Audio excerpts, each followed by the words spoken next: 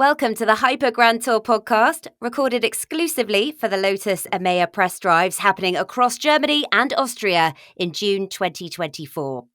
I'm Claire Cowan, and it's my pleasure to host some special guests who can give their own direct insight and experience, helping connect the Lotus DNA we know and love with the design and performance of the all-new, all-electric Hyper GT, the Lotus Emeya. With me today is Clive Chapman, MD of Classic Team Lotus and son of the founders, Colin and Hazel Chapman. Ben Payne, VP Design for Group Lotus. Marie-Camille Lecoq, Head of Colour, Materials and Finish and Sustainability at Group Lotus. And Sylvain Verstraeten, Emeya Vehicle Line Director at Group Lotus.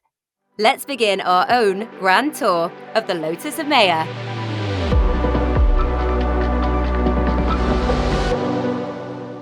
Any Lotus car has a rich legacy to live up to. From Formula One to the iconic Esprit, the name Lotus conjures up innovation, performance, design, engineering, ingenuity, passion, and rebelliousness. Clive, let's start with you, please. This isn't the first four-seater Lotus by any stretch, is it?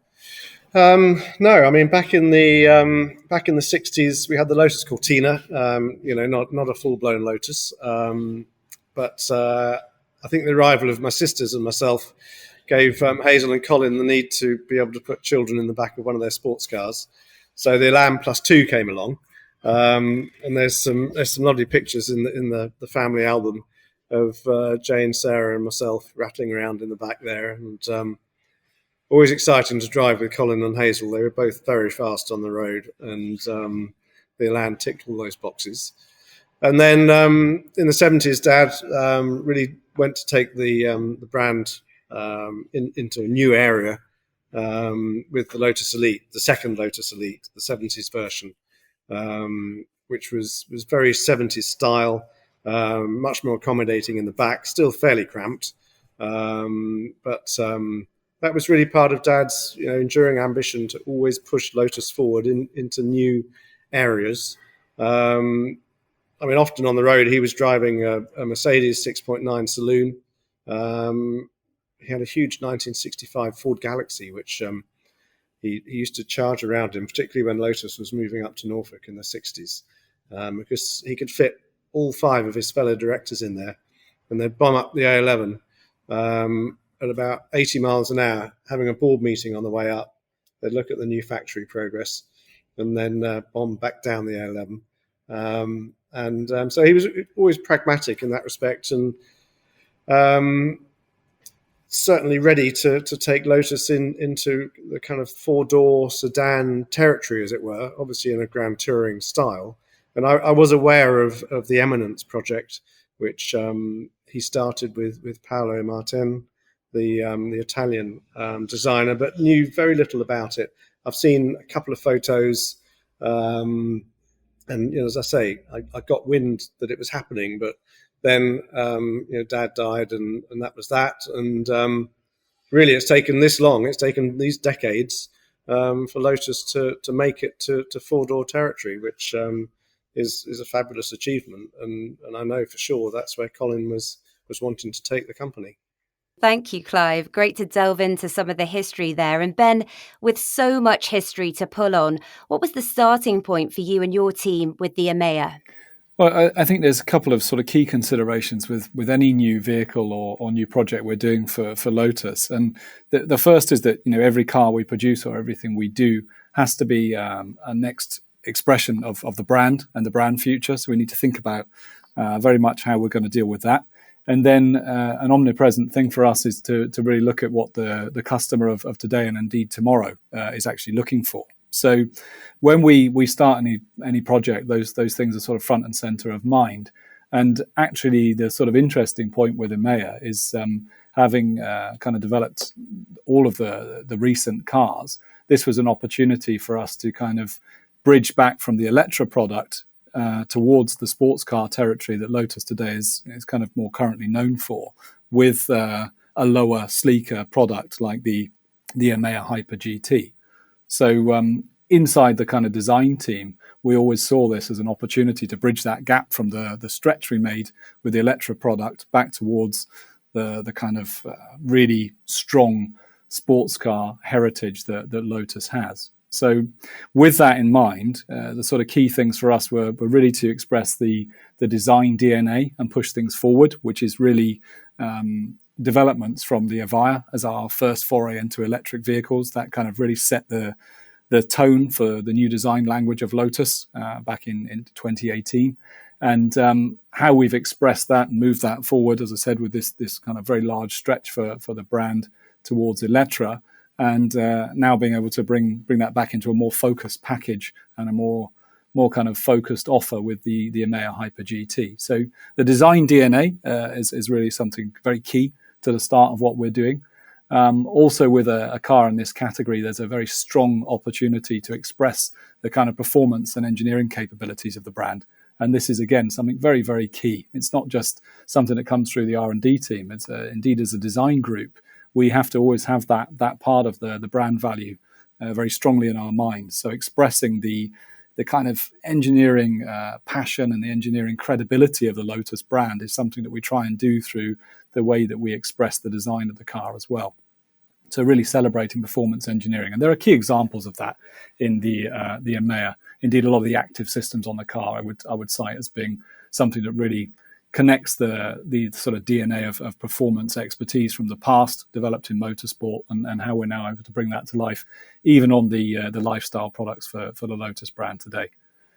The third point, which touched on earlier, is about the kind of the customer and where we're trying to take the brand to. Products like the Emeya are to diversify our product lineup and diversify the offer that we can have to enable us to bring more customers ultimately to the brand. It's about sustainability of a business model, and it's about making sure that more people can ultimately have the sort of magical Lotus experience. A two-seat sports car is not necessarily applicable for everybody's lifestyle, and being able to produce larger and sort of more practical or more luxurious vehicles like the Emeya is an opportunity for us to, as I say, bring that kind of Lotus magic to more people, more potential customers.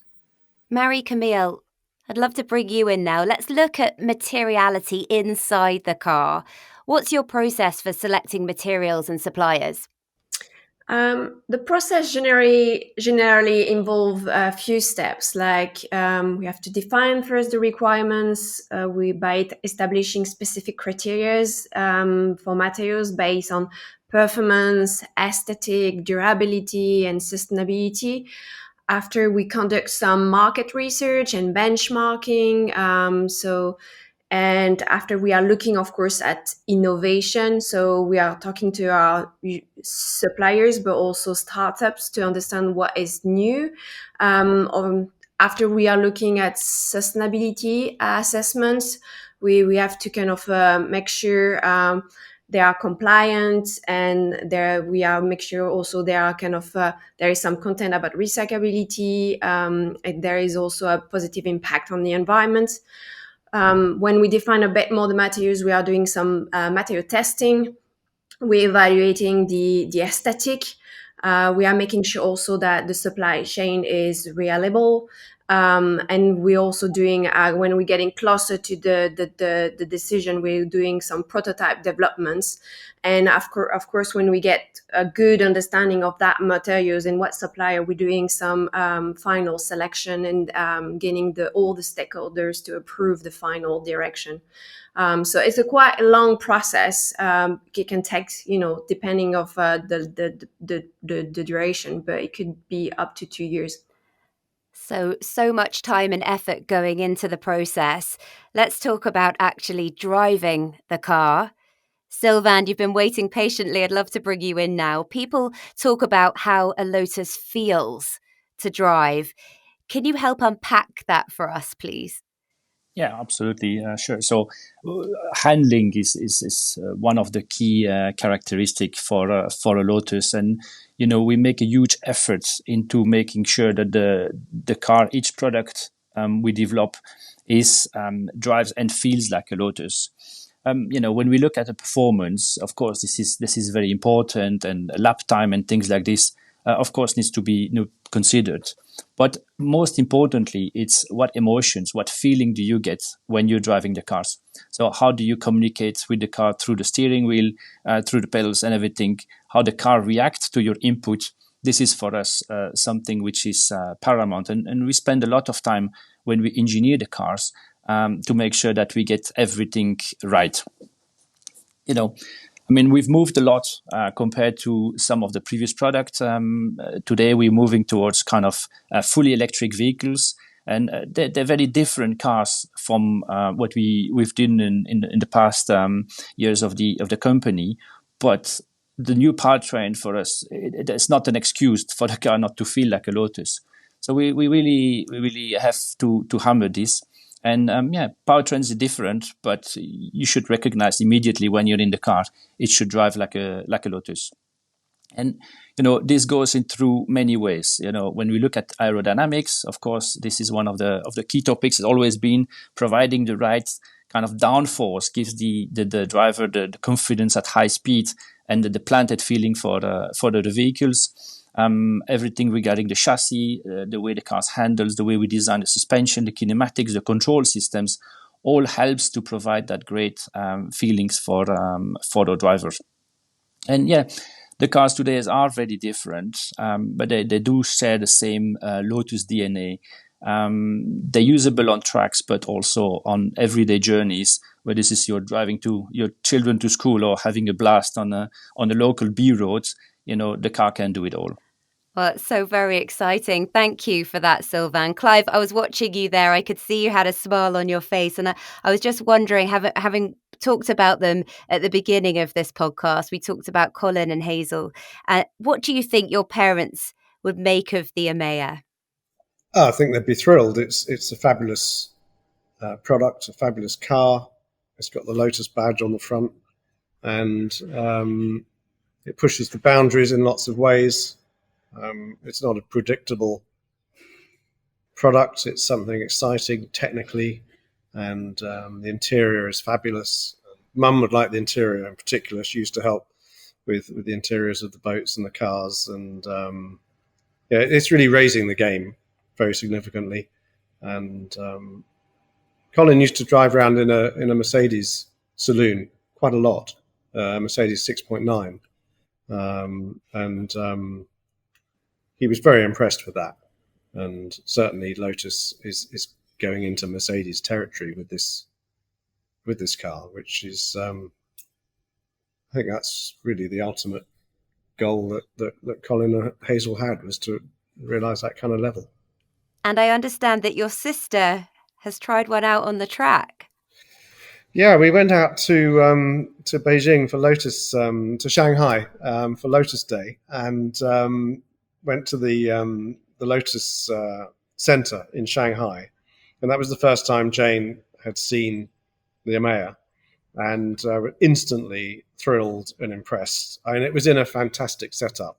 They really do present the brand very well out there, and there was the whole lineup of cars. There was the Lotus Type 66 there as well, and so Jane had definitely been made to feel open to being impressed, and then we saw the Emeya there, and she was really blown away with it, and immediately wanted to sit in the car, and then happily we went to the Lotus Day at the Zhejiang circuit, a couple of hours from Shanghai, and she got to drive the Emeya there and loved it, and then she got to drive to be driven by Jensen Button. And that caused quite a bit of commotion. So it's helmets on, and it's all going to get very fast. And she was looking a little bit concerned. And Jensen said, "Oh, you're a bit nervous." And she came up with a cracking line. She said, "Well, actually, you're just the third world champion who's driven me around a circuit in a fast performance car, Jensen." So, and he said, "Oh, who were the others? She said, "Well, Jim Clark and Jackie Stewart." So at that point, Jensen decided that probably Jane was going to cope. So I think he went faster than with most of the other passengers that he took round. But no, she was completely smitten with the car, and she's hoping to get one before long. Fantastic. Hopefully Jensen is too. You're listening to the Hyper Grand Tour podcast with Lotus. Ben, I'd like to bring you in at this point. We've talked about some of those brand icons of the past, but when you put the Emeya alongside some of those, what similarities and differences would we see?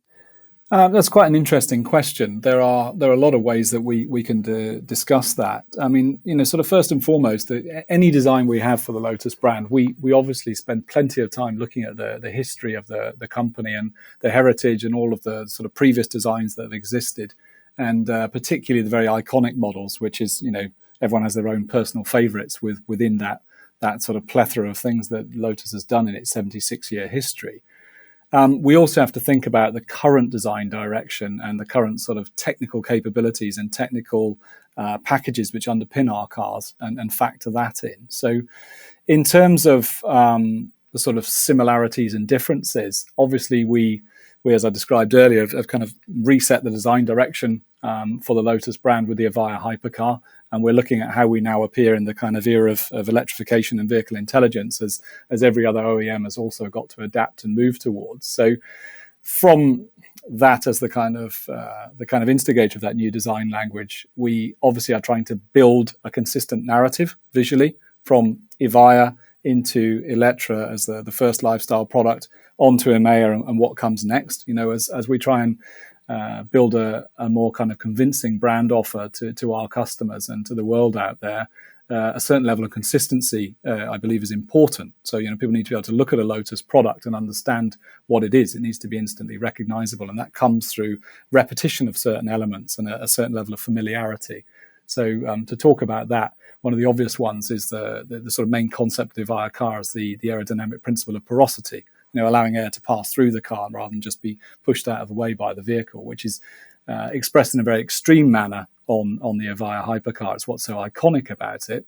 But again, as we now move into the lifestyle product space and what we do post Emeya, which is going to be super interesting in the future, that idea of porosity has to be expressed, and it's very visible on the car. So that network of kind of ducts and passages for the air to pass through the car are still present on Emeya. So there's a similarity there. We're also building things like the DNA of the DRL graphics, the headlamps at the front of the car. So there's a sort of signature, this kind of L-shaped lamp graphic that appears. Again, it's inside the headlamps on the Emeya hypercar. It's very evident on the Eletre sitting up on top of the hood. And we now have this sort of dual L-shaped upturned wingtip graphic, which sits on the nose of the Emeya car as well. So there's a kind of lineage of similarities through the modern era of Lotus, let's say. If we talk about inspiration coming from icons of the past, one of the things we've done, which is a little bit more subtle with the modern era products, is to make the proportions of the cars deliberately quite cab forward. And this comes from the fact that, to most people, the last 30 years of Lotus, what it's been known for is for mid-engine sports cars, which have naturally a very cab forward stance. And we took a very deliberate decision with the new cars in the electric era to make sure that they kind of have some very strong visual connection to this. So all of the products are very cab forward in their stance. The silhouette of the car has the cabin pushed forward and low down in between the wheels, even on the larger SUV. So this is for us a very deliberate cue where we take inspiration from the past, which is not a direct kind of technical requirement of the vehicle package today, but it's something that we are able to do because the new technical packages give you more freedom in terms of the kind of the technical hard points of EVs versus internal combustion engine cars. Again, in terms of sort of that shared design narrative, we have that lineage of the current cars, but there are things we pick up from the past. So you will see on the Emeya this kind of one sharp line that runs from the nose of the car. There's a kind of a bone line through the body side, and it exits at the rear in the light bar at the back of the car. This, again, has a very strong link in terms of building consistency with the Eletre SUV, but it actually comes from cars like the Esprit in the past, which was defined by a very strong singular line that ran all the way around the car. So the Emeya doesn't look like in any way a kind of retrospective design or a pastiche of the Esprit. It's a very subtle connection we have to the past, which is just trying to define all our cars now in the modern era with this one single line that connects nose to tail, which was so dogmatic of the Esprit and so defining of the car. But it's something that we think is important to have these subtle nods to the past. In contradiction to the language of something like the Esprit, which was very flat and sheer, we have a kind of more sculptural and a more kind of organic appearance to the modern era Lotus. And for sort of me personally, we take inspiration there from cars like the Type 11, which was one of the first Lotuses to have fared in and muscular wheel arches. It's an extremely beautiful car, very exotic in its appearance, as many cars of that era were. But this is something, again, which is a sort of common connection point for us as we pull inspiration from the past. I mean, the reality is really, Lotus in its history has had a very diverse aesthetic, and many of the cars were extremely revolutionary rather than evolutionary. So there are many points that we can pull together, but it gives us some really interesting kind of freedom and contrast with the modern era cars. Thanks, Ben. Marie-Camille, let's take a look at design solutions now. How important are a company's credentials in sustainability when looking at new suppliers? It's important for several reasons. Of course, it helped to reduce the overall environmental footprint of the products. Some different aspects we are looking at, like waste reduction, circular economy. We also help to meet the environment regulation because we have to kind of make sure we are compliant with the different markets. Also, it helps to be consistent and getting the right quality. It also allows us to kind of select the right materials for the right components for the right purpose. And also we need to make sure we align with the brand vision and the company targets. So all this is quite important, and the aesthetic, of course, needs to match with what we want to do with the brand and the car itself. For example, we developed a very new materials with the Hawaiian textile. That was a good example. That's where we kind of use not a common supplier that develop a very unique yarn. They use post-consumer fashion clothes and they create a yarn with it, and we reuse that yarn to create a unique textile for the Emeya, and it's quite very nice looking, and it doesn't look like it's been recycled. It really looks like it's unique, but it makes the story even more appealing because there is this story behind it, and we are quite proud of it because it was a very difficult process as usual when you develop something new, but we are kind of proud to be able to implement this into the Lotus brand. So yeah, we hope we can continue in this and develop more stuff, and that's what everyone is looking for in the future. And we hope so, and it's absolutely fascinating to hear about every nuance there. Sylvain, the Eletre and Emeya clearly share some similarities, but how do they differ from one another? Yes. So the two cars obviously share the same architecture, the same platform. And when we were designing and engineering the Eletre, we always knew that the Emeya will come right after, and so both cars were kind of designed kind of together, hands in hands. They shared a lot of the technical from a powertrain point of view, from a suspension things. There's a lot of commonality here, but obviously the two cars also have some big difference. I mean, first of all, the Emeya being a hyper GT, kind of have a much lower center of gravity. We kept all the nice fancy toys from the Eletre chassis. So, but now they have much less work to do because of the lighter weight and lower center of gravity. It kind of gives even more performance from a chassis side. So that's really the low center of gravity helping a lot here. We have a different wheelbase in the car to make sure we get the right proportions. But we took, from an engineering perspective, we took that opportunity to bring a new battery as well, with a new technology of cells, so the latest cell technology evolutions. I mentioned earlier that we want to make sure our customer drive the car and enjoy driving, and that includes spending as little time charging as possible. We want them to drive, not waiting at the charging station. So we've made sure we engineering that aspect as well. So overall, you've got on one side the Eletre, which is a family-friendly kind of a hyper SUV. That's the perfect car to tow your kids around and bring the dogs and everything. I think with Emeya we're on a slightly different segment and really focusing for the customer, very demanding in terms of dynamic capability, performance, and really who wants to maximize the capability of a grand tourer on whether it's short journeys or long journeys as well. Huh? So I think that's the perfect car if you want to do a pan-European tour, for example. That would be the weapon of choice, I would say. Just an idea for our listeners there. We can't wait to see people's reactions.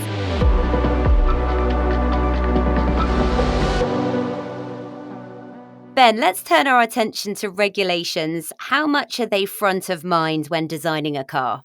That's another very interesting question. I mean, in terms of front of mind, it's not really a choice, to be honest. Regulations and the legal constraints we have around producing vehicles today are extremely stringent for obvious reasons. It's really important we protect people inside the car, passengers and drivers, and it's equally important that we protect pedestrians and anyone outside of the car. So regulations are an extremely important thing to consider when we design a car. We have to comply, particularly now with Lotus as a completely global brand, with all the regulations that come into play all around the world. And the reality of that is that it actually becomes an extremely complex business. The equation of how you thread what we want to do from a stylistic point of view between all of the regulations that exist to be able to produce a car which is sellable in all markets around the world is extremely complex, and it's an enormous challenge. To be honest, I think many people in design circles actually kind of enjoy that part of the job. One side of what we do is hyper artistic, and we're really there to try and express something which is very emotional through the design of our products, particularly with a company like Lotus, with such an amazing history of producing emotive cars that people are so attached to. We really need to express the kind of artistic value of what we do for Lotus. But the contrast therefore with the sort of technical side of how we have to meet the constraints of regulation, make the challenge something which is really amazingly interesting to deal with. Regulations have such a bearing on what we're actually able to do that it's a very satisfying thing to come to the end of the project and being able to create something which has the kind of impact of a car like Emeya, and know that we've managed to deliver that and made it hit all the regulatory points that we have to, and still be as emotionally appealing visually to look at as it is, to be as functionally successful as it is, and to be as sort of technically and dynamically capable as it is. And this involves people way beyond the design sphere. Of course, it's the entire R&D and development team, and to get all of the people and the resource that we have now around the world for Lotus to collaborate and pull together and make sure that product comes to place and comes to life in the way that it has is extremely satisfying. So to me personally, regulations, they represent an enormous challenge, but it's really satisfying to deliver cars as we have been in recent years and produce things which are as challenging as they are, and that's kind of every bit what I believe we should be doing for the Lotus brand. It's what the company always has done is get as close to regulations as we can to make sure that we're really pushing the limits of things. And at the same time, from a pure design point of view, it's got to be a beautiful car at the end of the day. Okay, I think that's given us a pretty good idea of what the Emeya is all about. Now, to put you all on the spot, final question for everyone. How would you spec your own Emeya and why? Clive, I'd love to start with you. Oh dear. Well, I'm an old man and boring, so I would have the smallest wheels with the largest tyre wall size possible. That's most important. And I tend to prefer a pale trim inside the car. I'd definitely go for, if there's any range options, I'd go for the longer range. Gosh, colour-wise, there's some fabulous colours to be had. They do a really lovely a very pale green, which I thought was particularly striking. So, yeah, there's a few things there. But the choice, again, from a Lotus point of view, there's so much more choice than historically we've had. And now that we're going to be appealing to so many more customers, so many more drivers, you've got to have that wide range. So it's nice to be spoilt for choice. Absolutely. And it's lovely to hear your options. Thank you. Ben, how about you? So I could be quite controversial with this one. As a designer, the expectation normally is that I'm going to go straight away for something black or grey and keep it all very kind of subtle and somber. And then, my own personal take on that would be to then have a little sort of pop accent colour somewhere. It's a bit like, wearing the grey suit and bright yellow socks, which has been known to happen on occasion. But for me, in this case, I'd actually go away from that. I mean, I'm lucky enough to have seen a lot of Emeyas and visited the factory many times and seen, all the options that are there. And one of the ones which for me was most eye-catching, was a little bit out of character for me, was actually white exterior that looked absolutely fantastic. Has to, as a designer, obviously have the biggest wheel option on it, so it needs to have the 22-inch wheel. For the white car, I'd go for the more sporty option, which is the kind of very open dual 5-spoke, so 10-spoke, super lightweight rim. Yellow brake calipers are a must for me, that little pop of colour, which is, the brand colour for us. And one of the particular white cars I'd seen, which again, it's out of character for me, but it's absolutely stunning, was with the orange interior. So if I was going to spec a statement car, that's what it would be. And probably a bit of a shock to some people. But if you see that combination come together, it's stunning. Looks hyper sporty, and it looks like a really, really highly luxurious product as well. Thank you for that. That leaves us with the thoughts of Marie-Camille and Sylvain. Marie-Camille, what spec are you going for? Oh gosh, I'm worried because I'm a CMF, so people are going to say, "Oh," which I'm on. For me, I will pressure. go for the pressure. I, like Clive said, I really like the Boreal grey. Is this kind of grey with the green effect on the car, and I think that is a very good nod of the Britishness in a subtle way. I like the dark grey interior because there is the Hawaiian textile I mentioned earlier. Because for me, if I like the story and I like textile, I think it makes the car a lot more special. Maybe for the performance side, I would go with the full carbon pack on the exterior. I think it's quite badass, and I kind of like that and look like a strong woman. I will go for the sports pack. Yeah, I guess big wheels, carbon. That would be my choice. Absolutely. I'm loving it. And I'm loving the difference in choices. And it's just expressing what a personal choice it is as well. Sylvain, you've been waiting very patiently. Finally, your thoughts. Well, I had the privilege of speccing the cars for the media drive. So if our listeners are listening to this podcast from one of the R cars, they pretty got a good idea of my personal choice or recommendation. So for a blast on a B road or something, definitely would be an R with a full active chassis. I'd go, I think, for the carbon roof as well, for even lower center of gravity and this kind of racy feelings. I'd spec the carbon ceramic brakes to make sure I can keep driving as long as I want. And maybe go as well for the 21-inch Pirelli P0R tires. They really provide amazing grip on the track. I've had a chance to drive those tires quite a lot on the Nürburgring Nordschleife, and they're just incredible. So that'd probably be my guess. Right, I've just been making a note of all of those so I can come up with my own choice as well. Thank you all so much for your insights and your passion and your time. That's a wrap. We hope you've learned a bit more about the all-new Emeya, the first Hyper GT from Lotus, a true Lotus, sharing the iconic DNA of the past in a modern design and performance package that is truly future-facing. We hope you love it as much as we do and can't wait to hear your own experiences of driving it. Thank you and goodbye.